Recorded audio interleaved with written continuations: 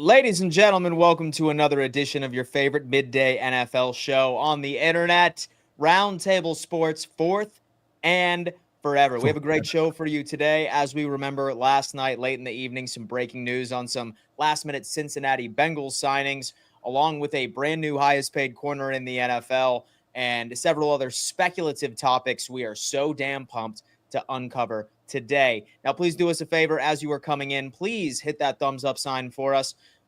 Helps this channel go a million miles into its true potential. And say, for example, you're watching the replay of this episode. When you subscribe, make sure you turn on bell notifications because we want to welcome you into our live chat community, which is extremely the DNA of Roundtable Sports in and of itself. Richie, talk to me, man. How you doing? We missed you last week, brother. How you doing? I missed you guys as well. Shout out to Colby for filling in for me. Shout out to Connor for filling in for me on the AFC East Roundtable last Wednesday night. I saw him just cooking TD. That was really fun to watch. He was cooking, man. He was cooking. Come on, How does it feel to get cooked by a 14-year-old, man? And he's no ordinary 14-year-old. He is an absolute stud. Like, dude knows ball. Dude knows ball, man. It's absolutely And you can tell how much insane. ball knowledge he has on TD, which is the best part about it.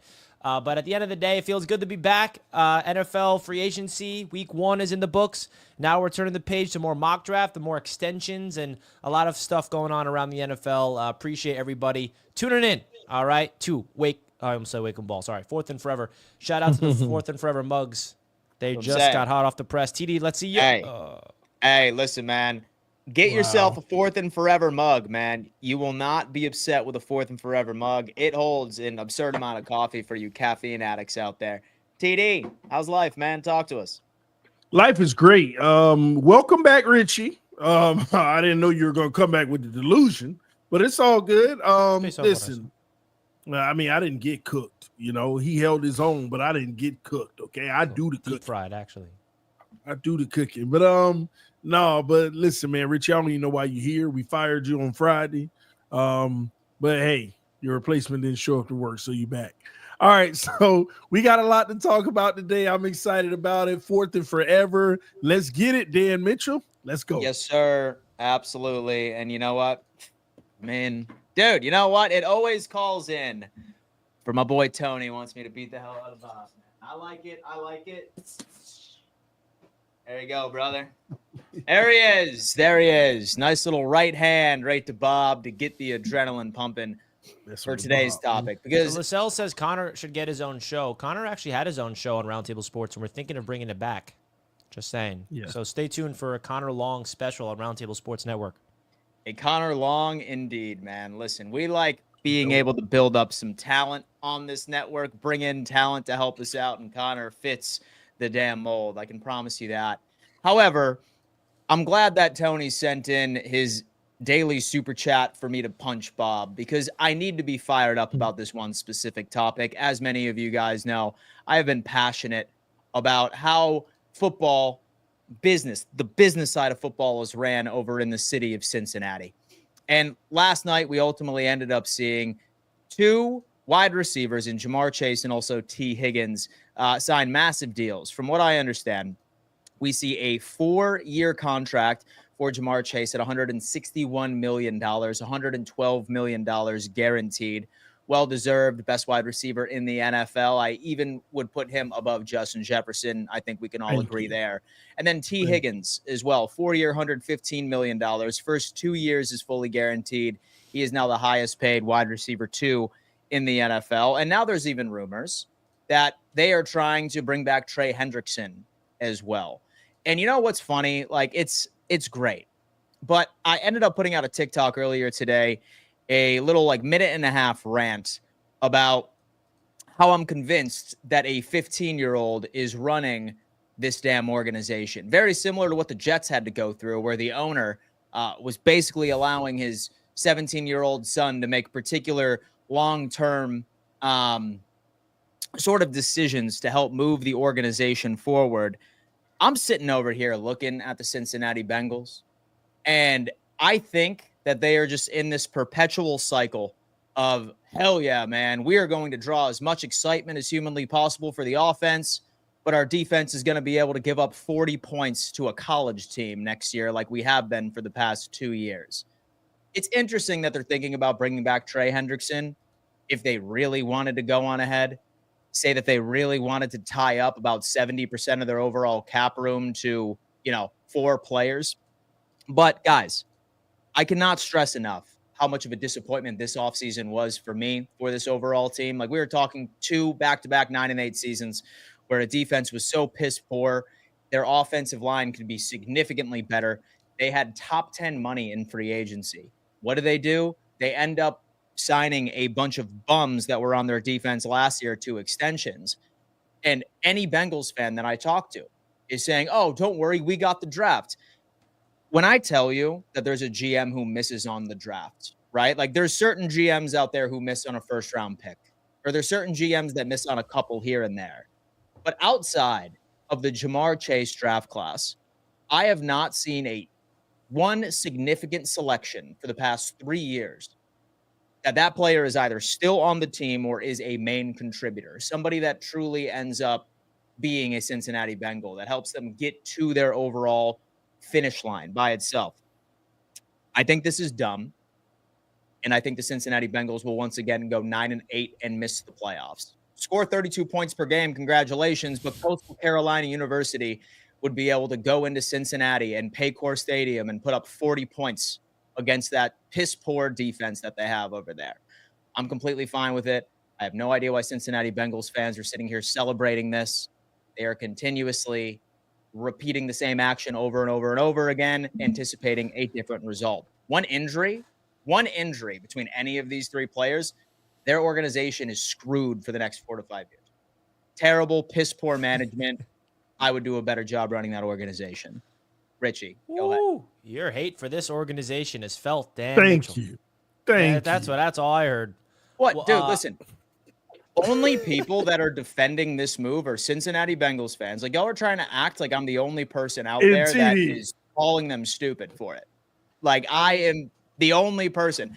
The only people that are defending this are Cincinnati Bengals fans and 13-year-old kids who don't think that defense matters. And TD Fins talk.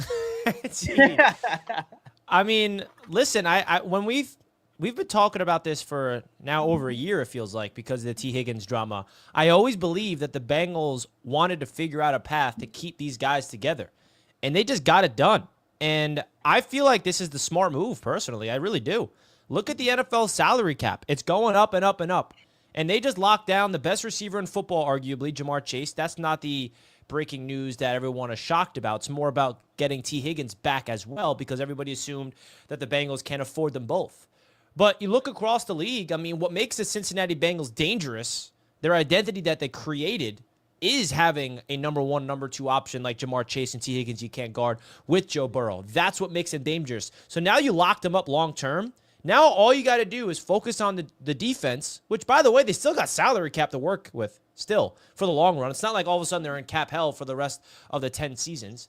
They have to obviously go into the NFL draft and hit some home runs on the defensive side of the football. But now they got a brand new defensive coach in the building. They're going to develop a new system on that side. They got pieces to work with.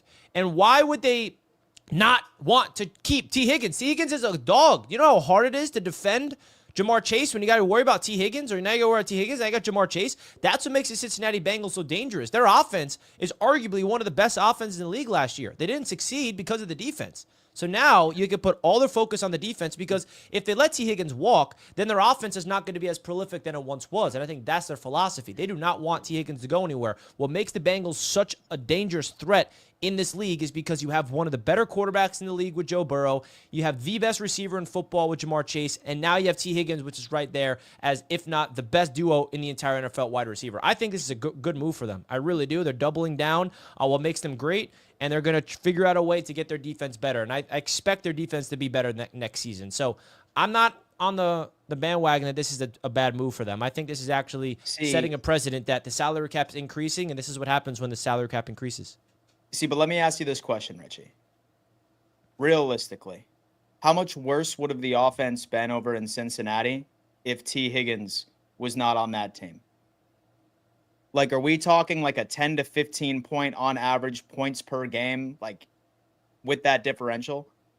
So do you Could not be. have confidence that Joe Burrow would have been able to elevate another wide receiver too that didn't cost 4 years, $112 million? Yeah, I mean, That Cincinnati's obviously it would offense be would have a just been shitty, no, like it would be a without T. drop Higgins. off. But when you have one prolific receiver, you need to have that number 2 to open them up. Like if it was Jamar Chase and a bunch of nobodies, they just try to draft to be number 2s. They're going to triple team and just do everything they can to shut down Jamar Chase. It's easier to attempt to do that.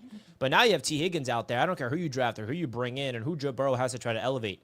Now you have another number 1 next to Jamar. That changes everything from an offense. You can argue the Bengals are set up to be one of, if not the best offense in the league for the next 3 to 4 years after this deal. That's how I look at it. I mean, the receiver position is at its premium it's ever been, and that's why they prioritize franchise tagging T. Higgins. They never want to trade him. They definitely want to keep him for this exact reason, to extend him long term. And I feel like the salary cap increasing only benefited the Bengals to get this deal done. So the only thing that should excite Bengals fans about this is that you know that the over for whatever game you play in 2025 is going to smack. Every single one of them. Because your offense will score 30 points, no doubt. But your defense, bare minimum, is giving up 30 points per game. So I really hope that for some reason, somehow, there's going to be a different outcome than 9-8 and 10-7. TD, thoughts? Dan, it's okay. We understand that the Bengals threaten any hope for the Buffalo Bills to finally get over the hump. So the Bengals okay? are irrelevant. So they are 9. So they have been 9-8 for the past 2 years. Oh boy! And they hang their hats on a Super Bowl that they lost a couple of years ago. They made it though. They made it though, Dan. Buffalo can't. They made it. Hey, listen, we made 4, bro. But they don't. No, I'm talking about right 4 in a now. row, They, baby. at least they've gotten over the hump of Kansas City. They've gotten over that hump of getting to a Super Bowl in the what AFC. got them over the hump that year? Defense. Joe Burrow and company. His stats against that game were atrocious. So what's the defense that got them past the Cincinnati Bengals? Dan Mitchell, listen. This was an excellent move by the Cincinnati Bengals. This has no cap implications like people think. For the next 2 years, this gives them cap flexibility. Right now, they have $30 million in cap space. As soon as they mark down Jamar Chase's contract and T. Higgins' contract, those numbers are going to reduce. Those numbers are going to come down. That fifth-year option for Jamar Chase, they're going to convert that $22 million fifth-year option, and they're going to work that into the contract where they got even more cap space this year. Same thing with T. Higgins. That franchise tag, they're going to work it in with the new deal, and it's going to lower the cap. They're probably going to accumulate another 15 to 20 million just from doing these two deals. And they can still do Trey Hendrickson, who's a $19 million cap hit this year, and there goes those savings for him. They're going to sign all these guys, and I told y'all Friday, let me get rid of this myth of, oh my gosh, they're not going to be able to afford them all. They had plenty of money. It's like they haven't been spending money all the way for this moment, and they spent it now. Now they got $30 million, Dan. They can make 1 or 2 nice little moves on the defense, and they continue to build through the draft. But I think more than anything, what's important with the Bengals is the new defensive coordinator and what he does. The previous DC absolutely failed. Okay, I said this earlier today. The Bengals are going to have a 9 out of 10 offense, maybe 10 out of 10. Last year they had a 3 out of 10 defense. If they can only get to a 5 or a 6 out of 10 defense, this team is going to the playoffs and they're a threat. It's that simple. They don't even have to have an elite defense. They can have the 15th ranked defense and still be in it. They could be a Super Bowl contender. So Ravens are going to run through them twice. So no, they're not. No, they're not. Dan, you act like the Ravens ain't beat them last year. Like, what was it, 45-40 or some crazy mess like that? If they defense gets worse, because all right, listen. If their defense gets, but you act like their defense isn't doing nothing at all, though, Dan. That's the problem. You're acting like, they just re-signed them and they're not doing anything. Dude, like they are like bottom 20s in almost every single category on the defensive side. Last year. Yes, dude, most definitely. This is how I look And a at the new Cincinnati coordinator. Bengals team by itself, right? Imagine, all right, listen, you wake up in the morning and you go out to your truck and you cut the ignition on, and every single light is on your dashboard. I'm talking check engine, I'm talking low oil, I'm talking like you need a lot of things that you need to do to fix that damn car. But what do you decide? You add top of the line subwoofers for your damn music system. All right. That's exactly what I'm thinking. Like, you have a bum transmission. You have a bum transmission. Your brakes need to be Wow. fixed. You should probably just get a whole damn new car. But no, you're adding to the sound system where you should be going on ahead. Like, look, I love that they're thinking about bringing back Trey Hendrickson. He was the number one edge rusher in the NFL, 17 and a half sacks last year. Can you guess what their sack percentage was as a team? Ranked 27th in the league. What does that tell you? What does that tell you, man? That you should probably start going out and investing in more of the middle of the road players that can get you more consistent production all over the field. And is what it is. Listen, it's their funeral. And all I want to say is,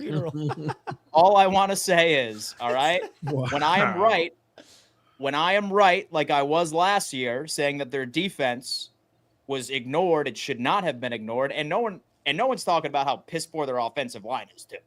So when they go 9-8 again and miss the playoffs, just remember my face and remember this episode, because that is exactly what's going to happen again.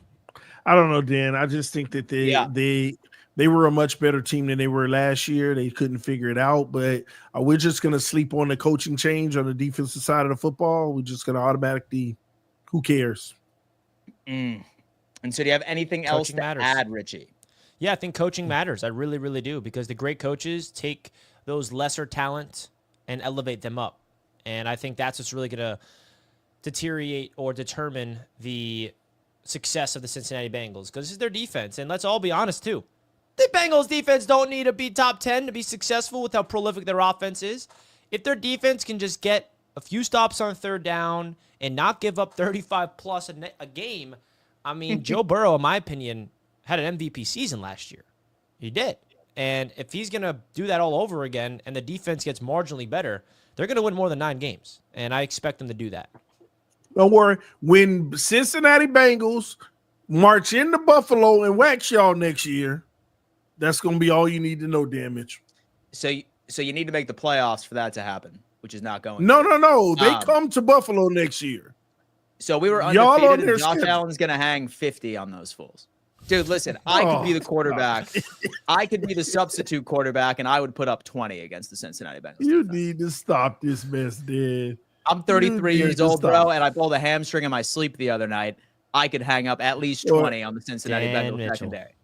I hope it's week 1. Folks, you're tuning into Fourth and Forever right now on Roundtable Sports Network. Isn't this entertaining? Hit that thumbs up button if you're enjoying the show. We do not have a lot of like buttons smashed whatsoever. That's concerning. Problem. Do people not like us or something? Folks.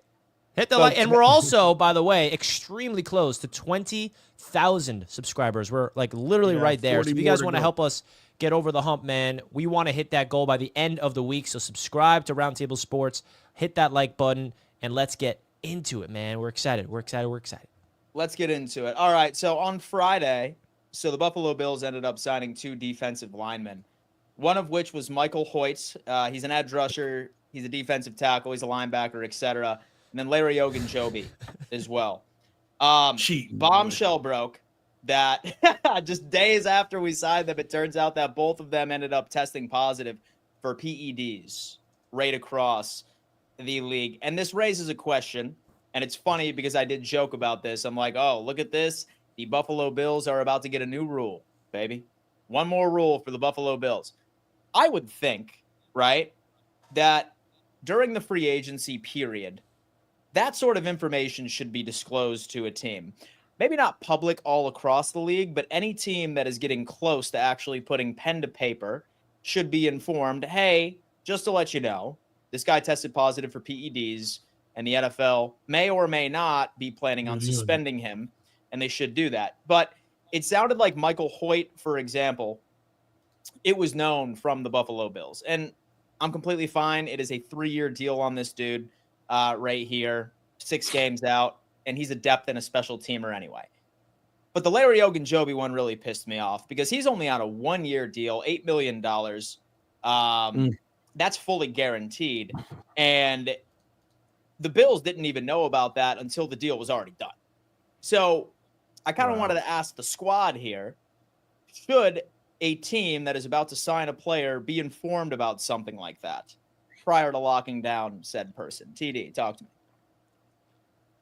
First of all, I find it very hard to believe that they were unaware.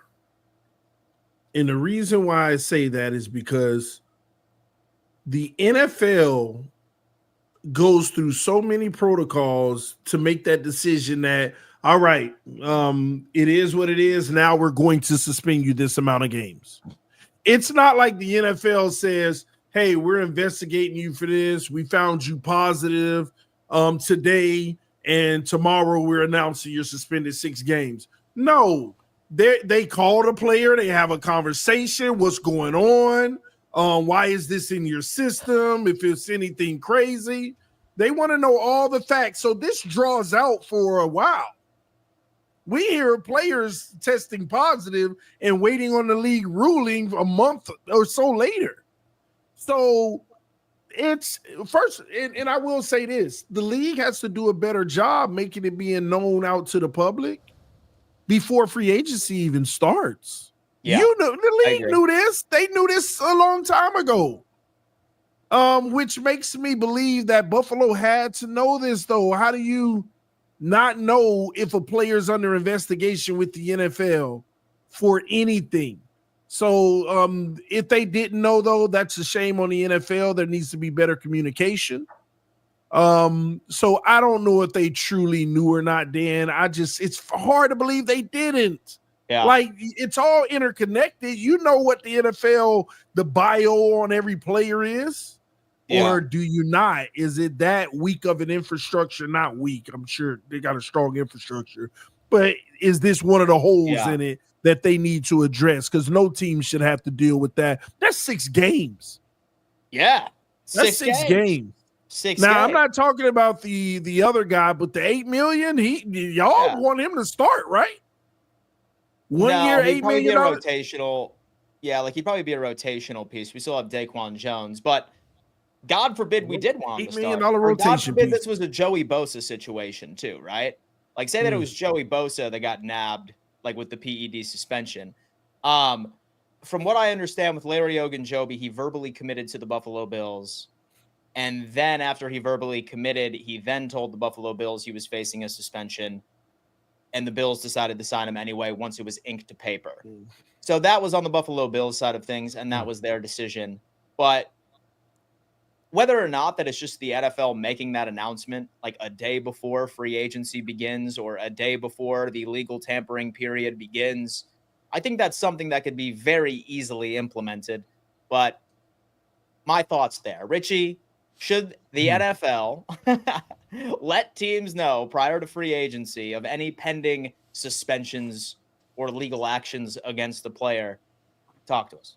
Yeah, I mean, I'm shocked that that's not already implemented. If you have something against you that's going to hurt your season coming up and you're suspended, these teams need to know before they sign you. I mean, imagine you sign a long-term extension or a long-term contract to one of these players, and all of a sudden he's just canned for 6 games. I mean, I don't understand the transparency. I know that they knew about Ogunjobi, but this situation is really alarming.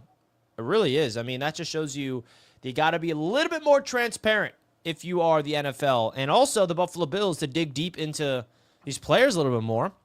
And every NFL team, like, how does that not come up while you're having these interviews with these players to negotiate a contract and get everything you need? So very interesting stuff, man. Very interesting stuff. But I don't know. When I saw this, it was very, very interesting. But let me say this though. Here's what I don't like. Why do you sign a player like that? And why do you sign him anyway? Who? Like Buffalo. Why would you even sign him if he told you, hey, I am facing a suspension? Not because of the suspension, but he got caught. Yeah. Therefore, when he come back, he won't be using any enhancements that probably made you think that he was better than he is. Yeah. Yeah. Like you're going to get the version that may not be on the enhancements, so you don't know what you're getting. So I don't get that. Like anybody that's caught with using performance enhancements, I don't view their value the same because why did they need to use them in the first place? Obviously for a competitive advantage. And so we have a great take from Justin. He says it's because the market was weak after we signed him, like after the place, you know? I genuinely think that there was still some quality options that fit our budget. So I do think we probably would have walked away. But I guess at that point, who knows? See, I would have much rathered us just been like, never mind. We're going to cancel this deal and just go and look toward the draft. Like, he's a one-year guy anyway. He was going to be a rotational piece. I still see the Buffalo Bills focusing a bit on the draft and bringing in the defensive tackle of the future. But still annoying, and more than likely, the Buffalo Bills will be receiving yet another rule inspired by us. Look at that, man. Dude, we are shaping the NFL as we know it. Yep. Shaping the NFL, man. Listen, rules after rules. Rules after rules, man. We're going to be making it work. All right, moving on. Derek Stingley. Highest paid corner in the NFL. He resets the corner market. Just a couple of weeks ago, we saw J.C. Horn. He reset the cornerback market. And then now we look at Derek Stingley, who has been the best player on the defense over in Houston. And shockingly enough, I do think that Houston has had a very good, I'd say, free agency period and offseason already. I wish they would have put a little bit more effort into their offensive line. Hopefully they figure that out during the NFL draft. However, dude resets the market. It is well-deserved. But I think this really begs some questions here. What does this mean for some of the top corners in the league that have still yet to receive their overall contract extension? At $30 million a year, I have to ask myself, what does this mean for a Christian Benford contract over on the Buffalo Bills? What does this mean for a Sauce Gardner contract? All right. And also, shout out to the Denver Broncos for somehow being able to get PS2 at $6 million less than the $30 million, all right, that we ultimately saw from Derek Stingley today. Richie, thoughts on this, and also speak a little bit on what your projection for a Sauce Gardner contract may look like. I'm surprised he hasn't been extended, by the way. Yeah, I mean, listen, this is definitely, as a Jets fan, we wanted Sauce to get extended before Stingley for this exact reason, because now that the Jets are on the clock and Sauce is going to have to get more than this, or if not just match it. I think that this is a ridiculous contract. Honestly, I did not expect it to go to 30 mil. I thought, J.C. Horn, 25 mil. You're like, okay, then it's probably going to be a little bit more north of that, 26, 27. No, 30 mil. But the 89 guaranteed is lucrative. It is a short-term extension, I will say, 3 years instead of 4. I think that's important to note. But when it comes to the Sauce Gardner situation, I do think his deal will top Derek Stingley's, just from the standpoint he has 2 first-team All-Pros. Derek Stingley has 1. If you look at their careers thus far, Sauce Gardner has had a better career than Derek Stingley Jr., but Derek Stingley Jr. is coming off a better season more recently. So that's the biggest difference. Their first 2 years in the NFL, Sauce was better than Derek Stingley. This past season, Derek Stingley was better than Sauce Gardner. And you look at all the accolades, that's what these agents bring to the table when they are negotiating a contract. And they're going to bring up the first-team All-Pros, 2 of them for Sauce, which is the best corner in the NFL for his first 2 seasons. And last season was just weird for the Jets in general. So I think that Sauce is definitely going to look at this and say, I want the same contract, if not a little bit more. Or maybe there's a world where Sauce and the Jets want to wait until next year. I don't know. I do know that Sauce Gardner, the one thing I love about him is he's very loyal to the New York Jets. He's been very vocal about his opinion on the Jets, saying that he wants to be here long term. He's always said, I want to retire a Jet. I want to be here. He's very vocal about that on social media, which is very rare as a Jets player. Usually it's the opposite. Usually we have guys trading, want to get out of here, and they're just not loyal. But Sauce Gardner embodies what it means to be a New York Jet. Even he was with Barstool And one of the guys, I think it was Jerry or something, was like trying to recruit him, like, hey, come over to Pittsburgh. And so I was like, nah, man, I love the Jets. Like, I love New York. Like, he didn't have to say that. So those little things matter. So I definitely think that this deal of Derek Stingley is interesting from a Jets fan perspective. And I think Sauce's deal is going to match it, if not exceed it eventually, if that contract does get extended. We don't know if that's going to happen yet. This is a brand new regime here. Darren Muji's a brand new general manager. Aaron Glenn, brand new head coach. I have no idea how they view Sauce Gardner. Well, for all I know, they're not interested in extending him. I don't know, but I hope they do. Him and Garrett Wilson for the long run now, because it's only going to get more expensive the longer you wait. It is only going to get more expensive. And like that was half of the reason why I really wanted the Buffalo Bills to prioritize a Christian Benford contract at this point, because Benford is better than JC Horn. And so I can tell you that. So I was really hoping. I was like, all right, man, like let's like at least try and match a $25 million a year type deal. But then obviously with Buffalo ended up prioritizing some other players on the team. Number one, the best player in the NFL, Josh Allen. I'm completely fine with that. But then like with Gregory Rousseau, obviously like that was more of, all right, we need to establish some cap room this year, and us being able to extend him from his 5th-year option was really beneficial into how we were able to make all of those free agency moves. So I understand why they didn't, but I'm still kind of sitting back, sort of wishing that we would. Because say that we can't get an extension done this year, like as the market grows, like we're going to be paying that guy like $33 million a year, like once it's all said and done. TD, thoughts on the Stingley signing? What does it mean for Sauce Gardner and corners around the league? This is massive. Stingley deserves it, though. He's the best corner in the league. That's the reality. And listen, No, he's not. Sauce Gardner, who's better than Patrick Stingley? Surtain, who just won Defensive Player of the Year. Yeah, I'd say PS2. But then again, with the Broncos, though, like they lucked out with that deal. You know it's what? looking like a damn good deal now. Yeah, I'll leave that alone because he already got paid, so I wouldn't really consider him. I'm saying the best corner. Player of the year. I'm saying the best corner in the league that still needed to get paid. Let me leave it at that. Okay. Yeah, he is. And if for Sauce Gardner, it definitely increases the market. But I think this hurts Sauce Gardner. I think that this deal actually hurts Sauce Gardner, and here's why. Because the Jets might have been ready to work on a Sauce Gardner deal that would have been pretty high, but now they need to think, hey, maybe we need to see one more year because that's a lot of money. He's going to set the market. He's going to break the new trend. We were ready to pay him, but man, now the number is in a realm that we didn't expect. So maybe we need to see one more year. And that puts Sauce on the clock this year to perform. And I don't think that the new GM and the new head coach want to go into it blind and just start giving away contracts for guys that they didn't even draft. Aaron Glenn may want to see how does this work in his system. How will Sauce, react to the system that he's running? So that's going to be the key. If Sauce gets a deal this offseason, good for him. If he doesn't, that tells you all you need to know, and that may not be a good sign for Sauce because he's going to need to bring it. Because think about it. If Sauce has another okay year and it's not, top 5 or whatever it may be, I don't think he sets the market. I don't think he does.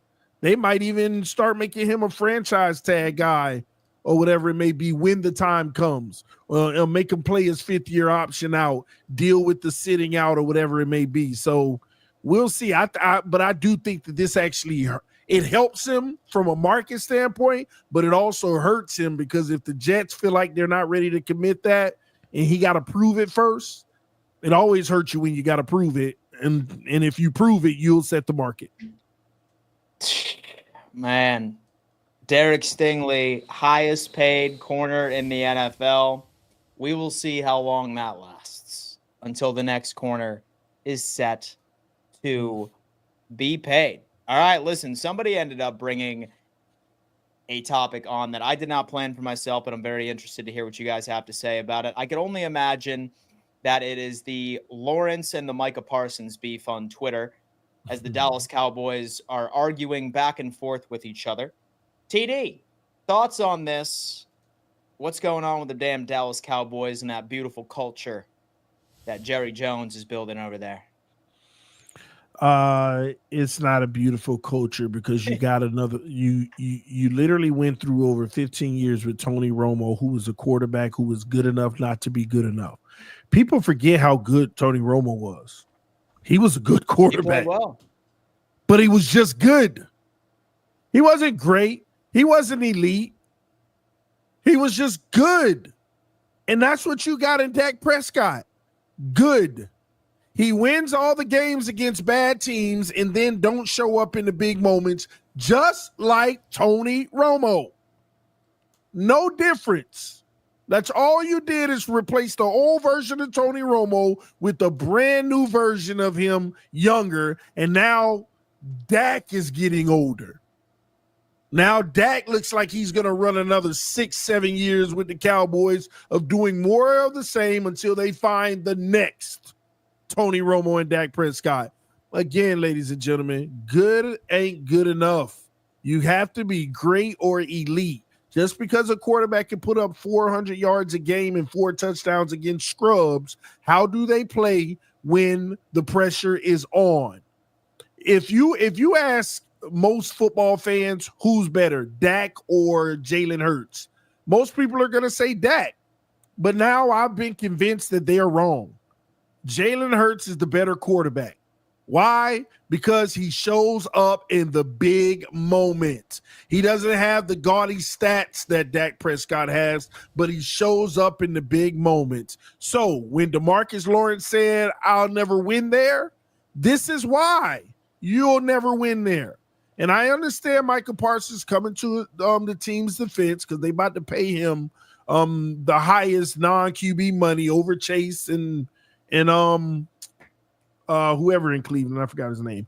They finna pay him the highest paid money, so he's gonna come to the Cowboys' defense. But it's true. As long as you got a quarterback that ain't good, that's good enough not to be good enough, you can't win a Super Bowl. Yeah, well, so to be completely honest with you, I would have to agree with TD here. Like Lawrence said, nothing that nobody else on the face of the planet does not believe is very true. Except Jerry Jones. True. I do not see the Dallas Cowboys winning a Super Bowl at any time in the near future.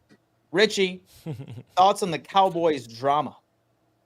I mean, I feel like it's very unprofessional for DeMarcus Lawrence to do what he did, but he's just speaking his truth. And the Dallas Cowboys is one of the faces of the league, even when they're not good. And this is what happens. You bring in these quarterbacks, Tony Romo, Dak Prescott now. They're good, but they're not good enough to get over the hump. And it feels like I'm just shocked that DeMarcus Lawrence did this. And, kudos to Micah Parsons for defending his squad. I feel like that shows you the type of leader he is, how passionate he is about his team. I think Micah Parsons stepping up and defending the star is a good sign if you're a Cowboys fan, because if that just happened and no one really tested him and went up against him, then that just shows you the real culture of the Dallas Cowboys. So definitely some interesting drama in Jerry world, and that's someone they don't want on their team anymore. And the fact that he had that to say on his way out really shows you all you need to know. Really shows you what you gotta say. Now, what's funny about it too, that's really interesting, is I can see that if he signed with the Eagles or something like that, right? Or he signed with an actual contender.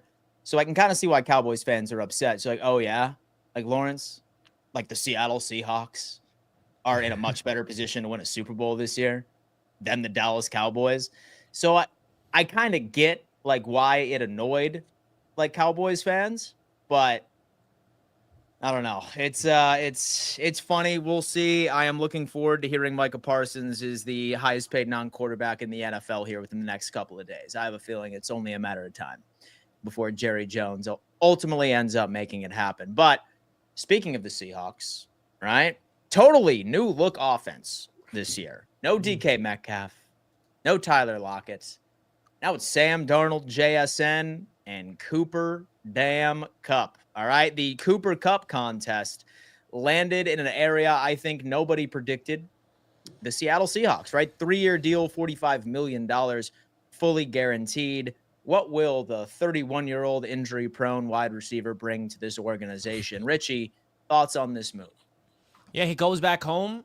He went to college in Washington. He's from the Washington area. I think that's a big reason why he wanted to go to the Seattle Seahawks. Sam Darnold gets another weapon to work with. You got JSN, who's a prolific number one receiver, proven in this league, and now Cooper Kupp. I think that's a pretty reasonable contract for him.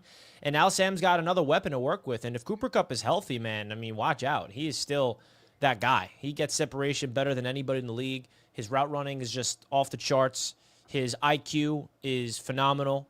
And I think that getting a guy in the building like that with Sam Darnold is only going to help him. I mean, you talk about a Super Bowl champion, someone that worked with Matthew Stafford.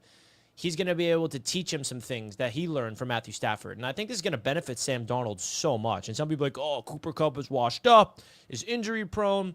There's more to it than just the on-the-field presence that I think Cooper Kupp is going to bring to the Seattle Seahawks as they're entering a new era of culture post Pete Carroll. Obviously, last year was their first season without Pete Carroll, but now they got rid of DK Metcalf. They got rid of Tyler Lockett. They're getting rid of the old and they're bringing in new.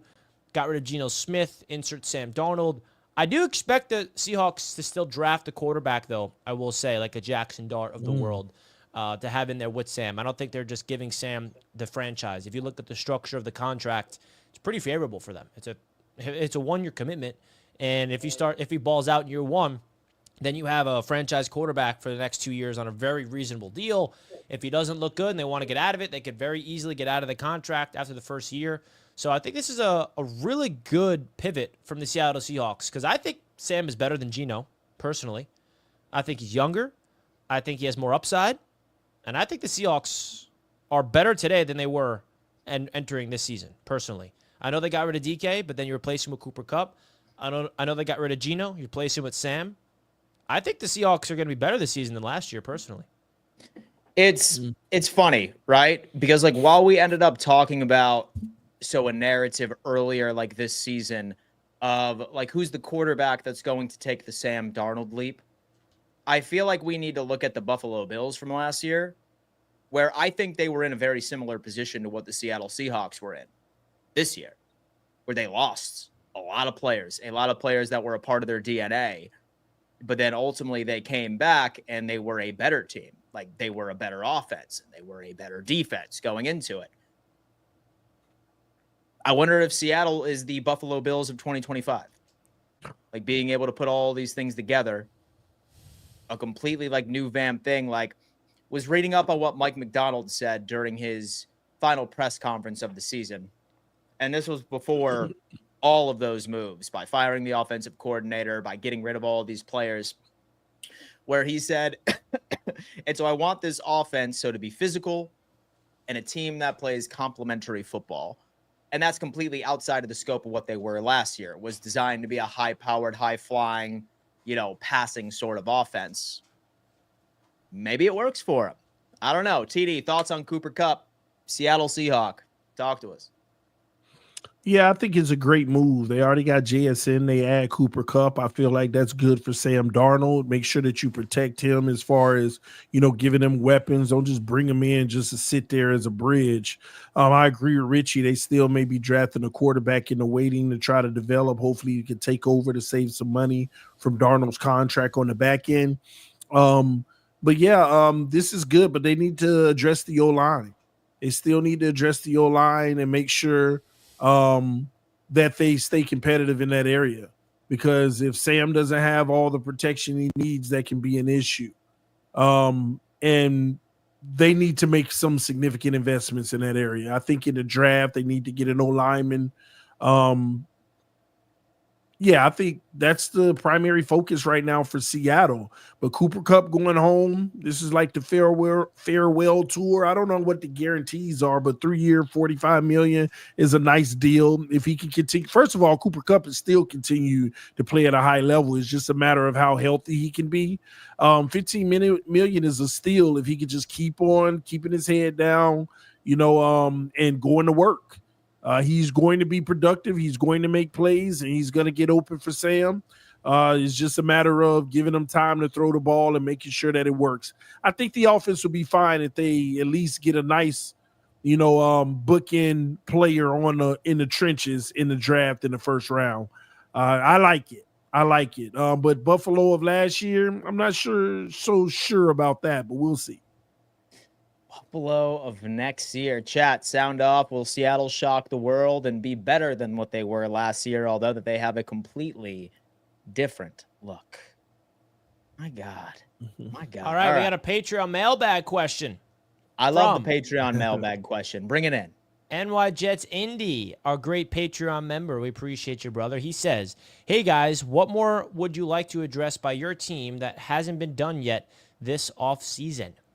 Well, I'll let TD answer that since the Dolphins have been relatively quiet. Say it again. What more would you like to be addressed by your team that hasn't been done yet this offseason? First, with the Miami Dolphins, we need to figure out if we're going to secure the services of Teron Armstead and Calais Campbell. They're in the wings right now. We have no idea. Calais Campbell is the big fish for us because Pittsburgh sounds like they've offered $7.1 million. A report that the Chiefs offered $7 million. Then there's about 2 to 3 other teams that are making offers to him as well, all contenders.